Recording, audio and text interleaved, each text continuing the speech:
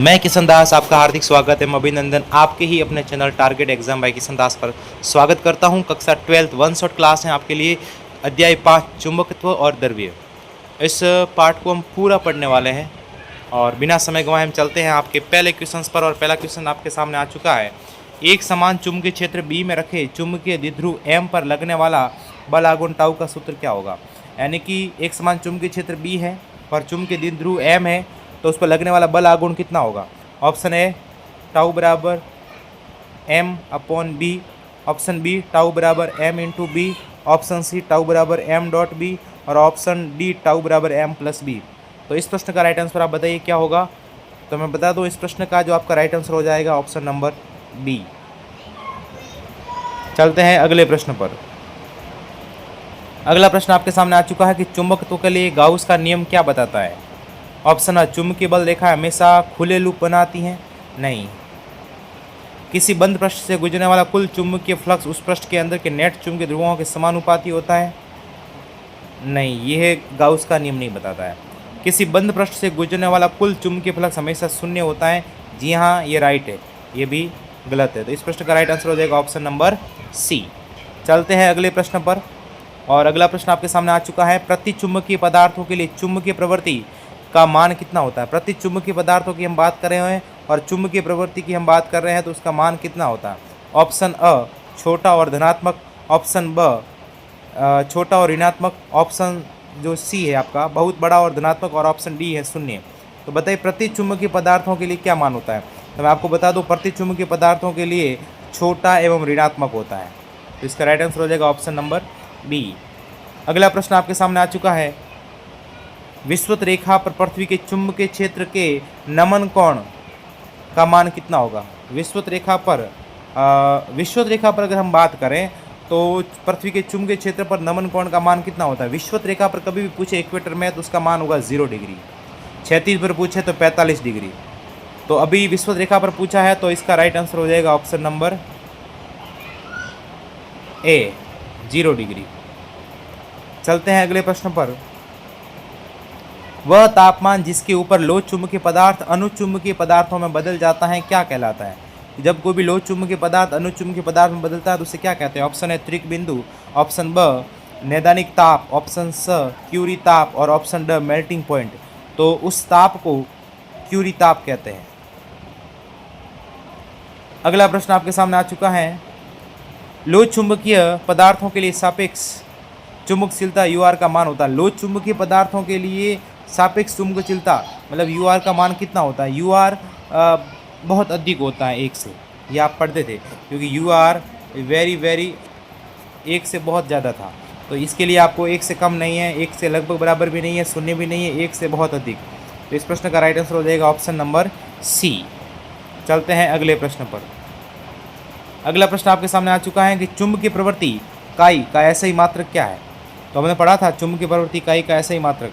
तो बताइए जी भाई चुंबकीय प्रवृत्ति काई का ऐसा ही मात्रक क्या है। तो आपको बता दूं कि ये जो राशि है ये मात्रकहीन थी। हमने पढ़ा था कि ये राशि जो है वो मात्रकहीन थी, इसलिए राइट आंसर हो जाएगा ऑप्शन नंबर डी। अगला प्रश्न आपके सामने आ चुका है। एक चुंबकीय द्विध्रुव की चुंबकीय क्षेत्र बी में स्थितिज ऊर्जा न्यूनतम कब होगी। स्थितिज ऊर्जा की बात हो रही है और स्थितिज ऊर्जा जो है आपकी वो न्यूनतम कब होगी, ये बात हो रही है। तो बताइए भाई स्थितिज ऊर्जा का मान न्यूनतम कब होगा। तो आपको बता दूं कि स्थितिज ऊर्जा का मान न्यूनतम कब होगा, जब एम और बी एक दूसरे के समांतर थीटा बराबर 0 डिग्री कोण पर हो, तब इसका मान क्या हो जाएगा, न्यूनतम हो जाएगा। तो इस प्रश्न का जो राइट आंसर हो जाएगा आपका ऑप्शन नंबर सी। चलते हैं अगले प्रश्न पर। अगला प्रश्न आया है कि अनुचुंबकीय पदार्थ की चुंबकीय प्रवृत्ति का ताप पर क्या प्रभाव पड़ता है। तो अनुचुंबकीय पदार्थ की चुंबकीय प्रवृत्ति होती है ताप के व्युत्क्रमानुपाती होती है, ताप के समानुपाती होती है, ताप पर निर्भर नहीं करती है, ताप के वर्ग के समानुपाती होती है। तो हमने पढ़ा था अनुचुंबकीय पदार्थों की जो चुंबकीय प्रवृत्ति इकाई है वो ताप के व्युत्क्रमानुपाती होती है। इसका राइट आंसर हो जाएगा ऑप्शन नंबर ए। चलते हैं अगले प्रश्न पर। और अगला प्रश्न आपके सामने आ चुका है। पृथ्वी के चुंबकीय ध्रुवों पर चुंबकीय ध्रुवों की भैया बात हो रही है, उसके लिए नमन कोण कितना होता है। तो अभी हमने बताया था कि 0 डिग्री तो होता है विषुवत रेखा पर, 45 डिग्री होता है आपका क्षैतिज पर, और नमन कोण जो होता है चुंबकीय ध्रुवों पर अगर हम बात करते हैं तो इसका राइट आंसर हो जाएगा 90 डिग्री, सी। अगला प्रश्न आपके सामने आ चुका है, कौन सा पदार्थ बाह्य चुंबकीय क्षेत्र में रखे जाने पर क्षेत्र के विपरीत दिशा में दुर्बल रूप से चुंबकित होता है? ऐसा कौन सा चुंबकीय क्षेत्र है, मतलब पदार्थ है जिसको बाह्य चुंबकीय क्षेत्र रखने पर विपरीत दिशा में दुर्बल रूप से चुंबकित होता है? तो वो हो जाएगा आपका ऑप्शन ए प्रतिचुंबकीय, ऑप्शन बी अनुचुंबकीय, ऑप्शन सी लो चुंबकीय और ऑप्शन डी इनमें से कोई नहीं। तो जब कोई पदार्थ होता है चुंबकीय क्षेत्र में रखने पर उस क्षेत्र के विपरीत दिशा में दुर्बल रूप से चुंबकित होता है, उसको प्रतिचुंबकीय पदार्थ कहते हैं। इस प्रश्न का राइट आंसर हो जाएगा ऑप्शन नंबर ए। अगला प्रश्न, क्यूरी ताप से अधिक ताप पर लोह चुंबकीय पदार्थ किस में परिवर्तित हो जाता है? जब कोई भी क्यूरी ताप होता है उससे अधिक ताप पर, क्यूरी ताप से अधिक ताप पर जब लोह चुंबकीय पदार्थ होते हैं वो किसी दूसरे पदार्थ में परिवर्तित हो जाते हैं। तो किस में होते हैं? प्रतिचुंबकीय में, अनुचुंबकीय में, अतिचालक में, अपरिवर्तित हैं। तो लोह चुंबकीय पदार्थों को अनुचुंबकीय पदार्थों में परिवर्तित किया जाता है क्यूरी ताप पर। तो इसका राइट आंसर हो जाएगा ऑप्शन नंबर बी। चलते हैं अगले प्रश्न पर। अगला प्रश्न आया, किसी दंड चुंबक के कारण अक्षीय स्थिति पर चुंबकीय क्षेत्र की तीव्रता यानी कि उसकी दूरी जो आर है किस प्रकार निर्भर करती है? तो जब हमने फॉर्मूला पढ़ा था अक्षीय स्थिति का, तो उसकी जो तीव्रता थी वो आर क्यूब यानी कि उसके वर्ग के तृतीय घात के व्युत्क्रमानुपाती होता है। इसलिए इसका राइट आंसर हो जाएगा ऑप्शन नंबर सी। चलते हैं अगले प्रश्न पर। अगला प्रश्न आपके सामने आ चुका है कि एक चुंबकीय द्विध्रुव की स्थिति ऊर्जा U है, एक समान चुंबकीय क्षेत्र B में अधिकतम कब होगी? किसी भी विद्युत चुंबकीय द्विध्रुव की स्थिति ऊर्जा चुंबकीय क्षेत्र B में अधिकतम कब होगी? जब चुंबकीय आघूर्ण M और चुंबकीय क्षेत्र B में प्रति समांतर थीटा बराबर 180 डिग्री हो, जब बल आघूर्ण शून्य हो, जब M और B के मध्य लंबवत हो, जब चुंबकीय आघूर्ण M और चुंबकीय क्षेत्र B के मध्य समांतर हो। तो जब चुंबकीय द्विध्रुव की स्थिति ऊर्जा U की बात करें,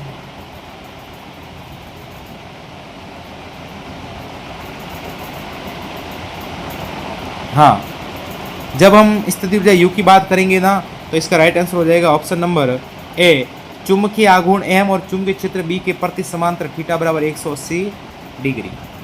इंपॉर्टेंट क्वेश्चन है, स्क्रीनशॉट ले सकते हो। चलते हैं आगे। ट्रांसफार्मर के क्रोड के निर्माण के लिए नरम लोहे का उपयोग किया जाता है। ट्रांसफार्मर के क्रोड के निर्माण के लिए नरम लोहे का उपयोग किया जाता है। क्यों किया जाता है, इसका कारण बताना है। इसमें धारणशीलता और निग्रहिता दोनों कम होती हैं। इसमें एक प्रतिचुंबकीय पदार्थ है, इसमें क्षैतिज लूप का क्षेत्रफल बड़ा होता है, इसमें निग्रहिता बहुत अधिक होती है। नहीं, इसमें निग्रहिता बहुत कम होती है और इसकी धारणशीलता भी कम होती है। इसलिए इसका राइट आंसर होगा ऑप्शन नंबर ए। मैं बहुत स्पीड में और कम समय में ज़्यादा से ज़्यादा प्रश्न करवाना हूँ, इसलिए थोड़ा स्पीड है। आप वीडियो को स्लो करके स्पीड को घटा के देख सकते हैं, स्क्रीनशॉट ले सकते हैं। वेरी इंपॉर्टेंट क्वेश्चन है जो बोर्ड एग्जाम में आपके आने वाले हैं 2026 के एग्जाम में। चलते हैं अगले प्रश्न पर। अगला प्रश्न आ चुका है आपके सामने, एक छड़ चुंबक को उसकी लंबाई के लंबवत दो बराबर भागों में काटने पर प्रत्येक भाग का चुंबकीय आघूर्ण पर क्या प्रभाव पड़ेगा? हमने एक दंड चुंबक की बात की थी, N और S ध्रुव है, और इसमें इसने बोला था कि इसकी लंबाई के आधार पर, इसकी जो लंबाई थी मैंने 2L माना था, और इसको दो बराबर भागों में काटने पर प्रत्येक चुंबकीय आघूर्ण, इसको इस पर एक चुंबकीय आघूर्ण था M, इधर भी चुंबकीय आघूर्ण था M, इसको अगर यहाँ से बराबर भागों में काटेंगे तो चुंबकीय आघूर्ण आधा हो जाएगा M/2। इसलिए इस प्रश्न का राइट हो जाएगा चुंबकीय आघूर्ण आधा हो जाएगा। तो इसका ऑप्शन है चुंबकीय आघूर्ण शून्य हो जाएगा, नहीं। चुंबकीय आघूर्ण दोगुना हो जाएगा, नहीं। चुंबकीय आघूर्ण आधा हो जाएगा, यस। चुंबकीय आघूर्ण वही रहता है, गलत। इसलिए इस प्रश्न का राइट आंसर हो जाएगा ऑप्शन नंबर सी। चलते हैं अगले प्रश्न पर। प्रतिचुंबकीय पदार्थ की चुंबकीय प्रवृत्ति किस पर निर्भर नहीं करती है? तो किस पर निर्भर नहीं करती बताना है कि प्रतिचुंबकीय पदार्थों की जो चुंबकीय प्रवृत्ति है वो बाहरी चुंबकीय क्षेत्र की तीव्रता H पर निर्भर करती है, जी हाँ। पदार्थ के घनत्व पर निर्भर करती हैं, जी हाँ। पदार्थ के द्रव्यमान पर निर्भर करती हैं, जी हाँ। तो पदार्थ के तापमान पर जो निर्भर है वो नहीं करती हैं। इसलिए इसका राइट आंसर हो जाएगा ऑप्शन नंबर डी। अगला प्रश्न आपके सामने आ चुका है, स्थायी चुंबक बनाने के लिए किस प्रकार के लोह चुंबकीय पदार्थों का उपयोग किया जाता है? अगर हम स्थायी चुंबक बनाना चाहेंगे तो लोह चुंबकीय पदार्थ होते हैं वो किस प्रकार के हम उपयोग करेंगे? तो इसका ऑप्शन ए है कि कम धारणशीलता और कम निग्रहिता वाला पदार्थ, उच्च धारणशीलता और कम निग्रहिता वाला पदार्थ, उच्च धारणशीलता और उच्च निग्रहिता वाला पदार्थ, या कम धारणशीलता और उच्च निग्रहिता वाला पदार्थ। वेरी इंपॉर्टेंट क्वेश्चंस हैं बोर्ड के एग्जाम की दृष्टि से। तो स्थायी चुंबक बनाने के लिए हमेशा याद रखिएगा उच्च धारणशीलता होनी चाहिए और उच्च निग्रहिता भी होनी चाहिए। राइट आंसर हो जाएगा ऑप्शन नंबर सी। चलते हैं अगले प्रश्न पर। अगला प्रश्न आपके सामने आ चुका है, शैथिल्य वृक्क में निग्रहिता किसे व्यक्त करती है? तो निग्रहिता की अगर हम बात करें तो ये जब I बराबर 0 हो तो H का मान, जब I बराबर जीरो हो तो एच का मान बताती हैं। चलते हैं अगले प्रश्न पर। अगला प्रश्न आपके सामने आ चुका है। एक छड़ चुंबक के बाहर चुंबकीय क्षेत्र रेखाओं की दिशा क्या होगी? देखो हमने छड़ चुंबक समझाया था एन और एस। तो यहाँ पे अंदर बाहर की साइड उत्तरी ध्रुव से दक्षिण ध्रुव की ओर जा रही थी रेखा, और अंदर की साइड दक्षिण ध्रुव से उत्तरी ध्रुव की ओर आ रही थी, इधर इधर जा रही थी। तो हम कह सकते हैं कि उत्तरी ध्रुव से दक्षिण ध्रुव, कोई निश्चित दिशा नहीं होती, गलत बात है। उत्तर ध्रुव से दक्षिण ध्रुव की ओर बिल्कुल सही बात है। दक्षिण ध्रुव से उत्तर ध्रुव की ओर नहीं, और चुंबक के अंदर से बाहर की ओर ये भी नहीं। इसका राइट आंसर हो जाएगा ऑप्शन नंबर बी। अगला प्रश्न आपके सामने आ चुका है। अचुंबकीय पदार्थों की, यानी कि अनुचुंबकीय पदार्थों की चुंबकीय प्रवृत्ति कितनी होती है? तो हमने बताया था अनुचुंबकीय पदार्थों की चुंबकीय प्रवृत्ति शून्य होती है। प्रतिचुंबकीय पदार्थों की अपेक्षित पारगम्यता का मान कितना होता है? तो प्रतिचुंबकीय पदार्थों के लिए अपेक्षित पारगम्यता का मान हमने पढ़ा था +1 होता है। अगला है मुक्त आकाश में चुंबकीय प्रवृत्ति का मान कितना होता है? तो हमने पढ़ा था मुक्त आकाश की अगर हम बात करते हैं और चुंबकीय प्रवृत्ति को पढ़ते हैं तो उसका मान 0 होता है। अगला प्रश्न आपके सामने आ चुका है। प्रतिचुंबकीय पदार्थों की चुंबकीय प्रवृत्ति होती है। बताओ भाई, प्रतिचुंबकीय पदार्थों की चुंबकीय प्रवृत्ति कैसे होती है? हमने पढ़ा था प्रतिचुंबकीय पदार्थों की चुंबकीय प्रवृत्ति एक तो ऋणात्मक होती है और अलप होती है। इसलिए इस प्रश्न का उत्तर हो जाएगा ऑप्शन नंबर अ। प्रतिचुंबकीय पदार्थों की जो प्रवृत्ति होती है ऋणात्मक और अल्प होती है। निम्न में से सही संबंध है, कौन सा संबंध है जो सही है? H बराबर B plus M upon mu not, ये भी सही है। H बराबर B minus B upon mu not minus M, ये भी सही है। और B बराबर H नॉट, B बराबर mu naught H plus M, यानी कि सारे सही है। इसका राइट आंसर है ऑप्शन नंबर द। अगला है कि समरूप चुंबकीय क्षेत्र में द्विध्रुव पर क्या होता है? एक समरूप चुंबकीय क्षेत्र की अगर हम बात करें तो उसके द्विध्रुव पर F बराबर भी 0 होता है, टाउ बराबर 0 नहीं होता है।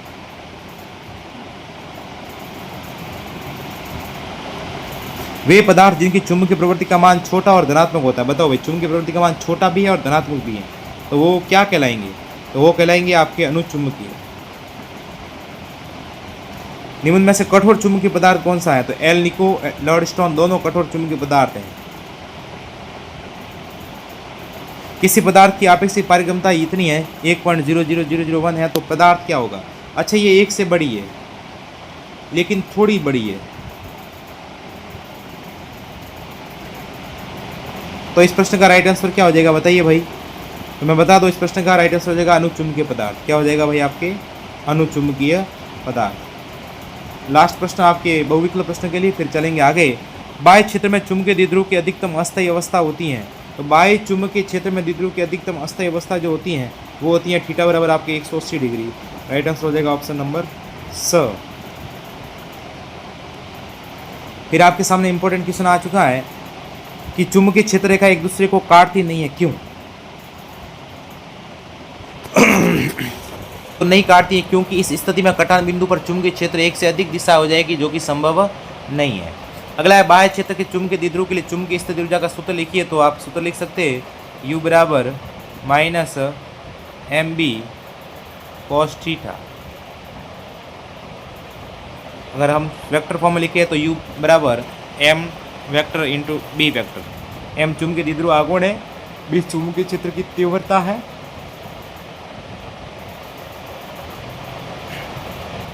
M और B के मध्य का कोण है। इंपॉर्टेंट क्वेश्चन है, लास्ट ईयर आया भी था एग्जाम में। अगला प्रश्न, चुंबकत्व के संबंधित गाउस का नियम लिखिए। तो किसी बंद सतह से गुजरने वाला कुल चुंबकीय फ्लक्स 0 होता है, गणित रूप में phi BDS is equal to 0। अगला है कि यदि चुंबकीय एकल ध्रुव का अस्तित्व होता है तो चुंबक संबंधी गाउस का नियम का क्या रूप ग्रहण करता है? यदि चुंबकीय ध्रुव में एकल ध्रुवों का अस्तित्व होता तो ये नियम बनता phi integration S B vector into D S vector is equal to mu naught sigma Q M, जहाँ म्यू नॉट निर्वात में चुंबकशीलता है और ई क्यू एम गॉसियन पृष्ठ का चुंबकीय आवेश है।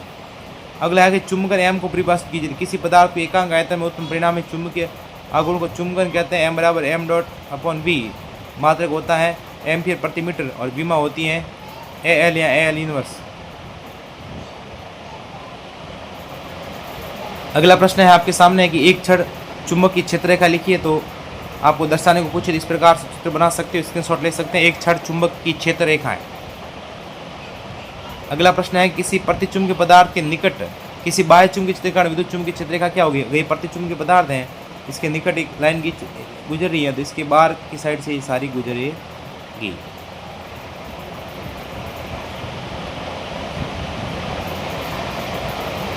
अगला प्रश्न आपके सामने आ चुका है, अनुचुंबकीय पदार्थ के निकट किसी बाह्य चुंबकीय क्षेत्र के कारण चुंबकीय क्षेत्र दर्शाइए। तो बाह्य चुंबकीय क्षेत्र के कारण पूछे, एक प्रकार चित्र बना के सारी चुंबकीय जो रेखा है वो अंदर से जाएगी। अगला क्वेश्चन इंपॉर्टेंट है आपके सामने, आपेक्षिक चुंबकशीलता और चुंबकीय प्रवृत्ति में क्या संबंध है। तो mu R is equal to 1 plus chi. चुंबकन धारा से क्या तात्पर्य है, वह अतिरिक्त धारा जो क्रोड की अनुपस्थिति में परिणामी फेरों में प्रवेश किए जाने पर अंदर उतना ही भी क्षेत्र भी उत्पन्न करेगी जितना क्रोड में उपस्थित होगा। ये चुंबकन धारा कहलाती है। अगला है कि लोह चुंबकत्व की व्याख्या किस सिद्धांत पर आधार पर की जाती है। लोह चुंबक की व्याख्या डोमेन सिद्धांत के आधार पर की जाती है। प्रतिचुंबकत्व का गुण इलेक्ट्रॉन की किस गति के कारण होता है। तो प्रतिचुंबकत्व का गुण इलेक्ट्रॉन की कक्षीय गति के कारण होता है। अगला इंपॉर्टेंट क्वेश्चन आपके लिए है, यदि दो एकांक प्रबलता के चुंबकीय ध्रुवों की मध्य दूरी 1 mm है तो इनके मध्य लगने वाला बल का मान कितना होगा। तो बल के लिए अपन फॉर्मूला लगाएंगे, F B is equal to mu naught upon 4 pi m1 m2 upon R square. यानी कि ये चुंबकीय क्षेत्र के लिए कूलम का व्युत्क्रम वर्ग का नियम है। तो इसमें म्यू नॉट अपॉन 4 पाई की वैल्यू लगा देंगे, m1 m2 के मान यहाँ एक दे रखे वो लगा देंगे, और r का मतलब इनके मध्य की दूरी भी देखो, ये ध्रुवों के मध्य एकांक प्रबलता है, यानी कि m का मान m1 1 है और जो दूरी है इसका मान 1 mm है। इसको चेंज कर देंगे 10 की घात -3 और आर स्क्वायर यानी कि 1 × 10 की घात -3 का स्क्वायर। और जब इनको सॉल्व करेंगे तो 10 × 10 की घात -7 तो है ही, और ये जब 10 की घात -3 का गुना होगा 10 की घात +6 हो जाएगी, ये -6 हो जाएगी, ऊपर जाएगी तो +6 हो जाएगी। अब 10 की घात -1 रहेगी, 10 की घात -1 का मतलब होता है 0.1 न्यूटन। तो ये इंपॉर्टेंट क्वेश्चन है, राइट आंसर हो जाएगा ब। अगला प्रश्न है, रिक्त स्थानों की पूर्ति कीजिए।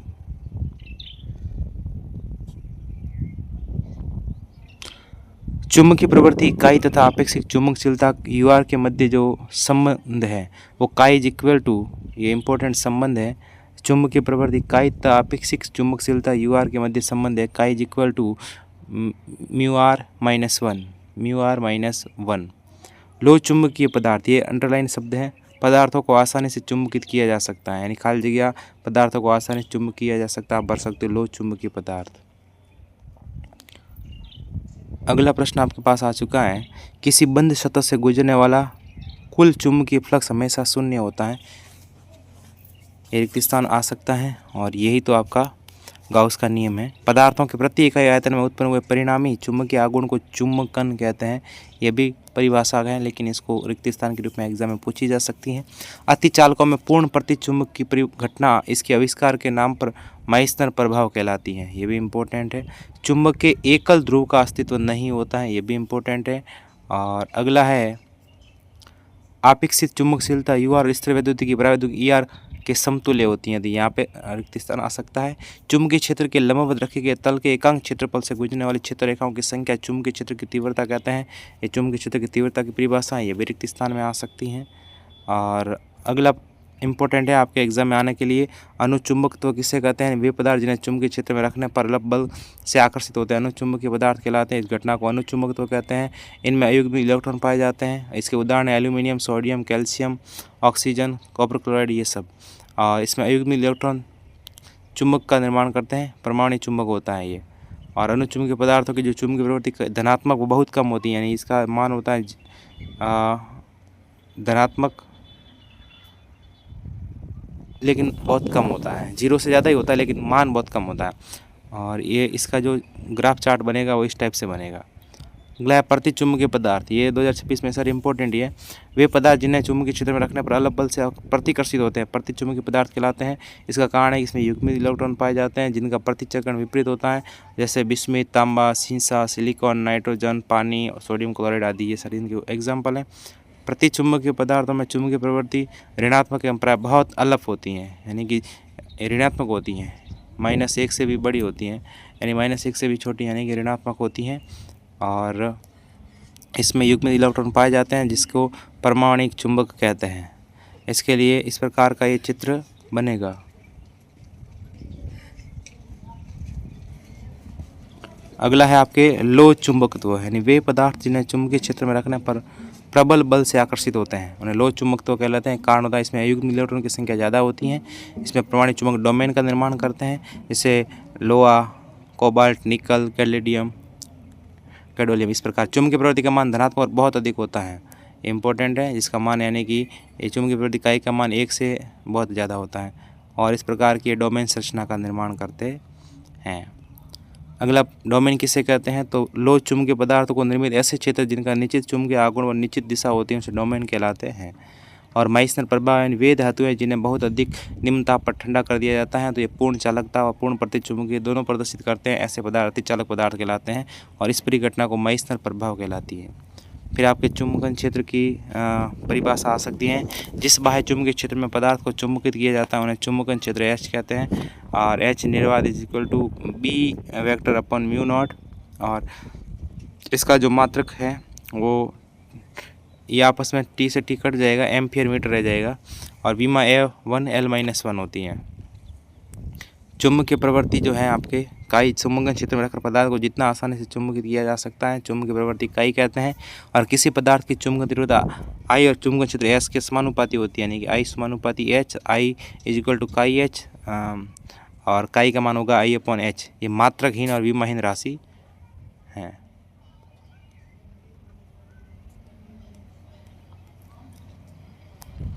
फिर आता है आपेक्षिक चुंबकशीलता। माध्यम में चुंबकशीलता और निर्वात में चुंबकशीलता के अनुपात को आपेक्षिक चुंबकशीलता कहते हैं। μR = μ/μ0। ये भी मात्रकहीन और विमाहीन राशि है आपेक्षिक चुंबकशीलता। फिर सठ चुंबक के लिए स्थितिज ऊर्जा का फॉर्मूला सीधे एग्जाम में पूछा जा सकता है, U = -mb cos थीटा। तो इस प्रकार ये सारे आपके इंपॉर्टेंट क्वेश्चंस हैं जो आपको याद करने होंगे। और फिर आता है छड़ चुंबक के लिए कूलाम का नियम। तो दो ध्रुवों के मध्य लगने वाला चुंबकीय बल दो ध्रुवों के ध्रुव प्रबलता के गुणनफल के समानुपाती तथा उनके बीच की दूरी के वर्ग के व्युत्क्रमानुपाती होता है। और बिल्कुल कम समय गंवाते हुए मैंने बहुत कम टाइम में पूरे चैप्टर के वीडियो को क्लियर किया है। तो इसको आराम से आप वीडियो को पॉज करके रोक के स्लो मोशन में देख सकते हो और इस क्वेश्चनों को मिला के, ताकि आपके बोर्ड एग्ज़ाम में बढ़िया नंबर आ सकते हैं। सारे इंपॉर्टेंट क्वेश्चंस हैं इसके अंदर, तो आराम से पढ़िए। और यहाँ पे देखो क्या कह रहा है कि कूलाम का व्युत्क्रम वर्ग का नियम होता है चुंबकत्व के लिए। वो कह रहा है कि उसके बीच में दो ये प्रबलता होती है, ये तो क्या होती हैं चुंबकीय क्षेत्र के समानुपाती तथा उनके बीच की दूरी के वर्ग के व्युत्क्रमानुपाती। तो FB propose that M1 M2/r²। तो यहाँ पे ये निशान हटेगा तो इसका नियतांक लग जाएगा μ0/4π। तो आपका जो फॉर्मूला बन जाएगा FB vector μ0/4π M1 M2/r²।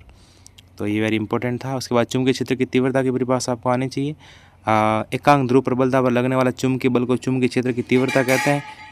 B = FB/m0 और मात्रक N/एम्पियर/m। तो इसकी जो विमा हो जाएगी वो N की विमा लिखेंगे, बल्कि फिर इनकी विमा लिखेंगे तो फाइनल विमा आएगी M1 T-2 A inverse L0 है। यहाँ पे L से L कट जाएगा तो M1 L0 T-2 A inverse. ये आपकी चुंबकीय क्षेत्र की तीव्रता की विमा है।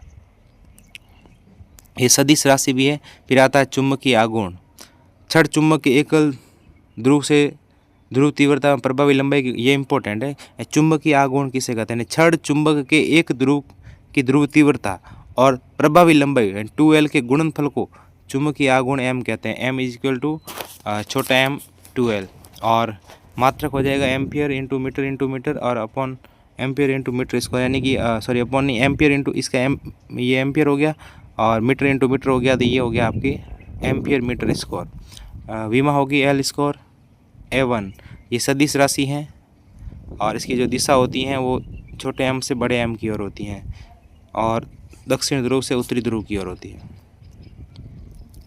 एल्किनो मिश्र धातु क्या होती है? Ai, निकल, कोबाल्ट, फेरस, कैल्शियम। ये क्यूरी ताप क्या होता है? वह ताप जिस पर या जिससे नीचे ताप पर पदार्थ लोह चुंबकीय तथा उनके ऊपर पदार्थ अनुचुंबकीय गुण प्रदर्शित करता है, उसे क्यूरी ताप कहते हैं। निकल का याद रखना 358 डिग्री सेंटीग्रेड, लोहा का 770 डिग्री सेंटीग्रेड, कोबाल्ट का 1100 डिग्री सेंटीग्रेड। और अगर इसको केल्विन में बदलना पूछे तो इसमें 273 ऐड हो जाते हैं, और 770 और 273 1043 केल्विन, और कोबाल्ट का हो जाएगा 1373 केल्विन। क्यूरी का नियम किसे कहते हैं? क्यूरी के नियमानुसार अनुचुंबकीय पदार्थों की चुंबकीय प्रवृत्ति काई उनके परमताप T के व्युत्क्रमानुपाती होती है, यानी काई व्युत्क्रमानुपाती 1/T, तो काई इज इक्वल टू C/T या C क्यूरी नियतांक है, वेरी इंपॉर्टेंट है। फिर आता है चुंबकीय द्विध्रुव आघूर्ण। चुंबकीय क्षेत्र में स्थित किसी वस्तु पर यदि बल आघूर्ण लगने लगता है तो चुंबकीय द्विध्रुव आघूर्ण कहते हैं। चुंबकीय क्षेत्र में धारा लूप का बल युग्मक टाउ बराबर NIAB sin थीटा, और चुंबकीय द्विध्रुव की स्थिति ऊर्जा U बराबर -MB cos थीटा। और चुंबकीय क्षेत्र में चुंबकीय द्विध्रुव को घुमाने में जो किया गया कार्य है, ये इंपॉर्टेंट फॉर्मूला याद रखना, W बराबर MB cos theta 1 - cos theta 2। और इस प्रकार ये जो आपका 5वां चैप्टर था चुंबकत्व और द्रव्य कंप्लीट होता है, जिसमें बोर्ड एग्जाम में एक वस्तुनिष्ठ प्रश्न पूछा जाएगा आधे अंक का, एक रिक्त स्थान पूछा जाएगा आधे अंक का, और 2 अतिलक गुणात्मक पूछे जाएंगे एक एक, यानी कि 2 अंक के। टोटल 4 क्वेश्चन एग्जाम में आने वाले हैं और आपके अंक 3 हैं। तो मिलते हैं अगले चैप्टर में, तब तक के लिए बाय बाय, टेक केयर। और वीडियो अच्छा लगा हो तो चैनल को लाइक, सब्सक्राइब और शेयर कीजिएगा। Thank you.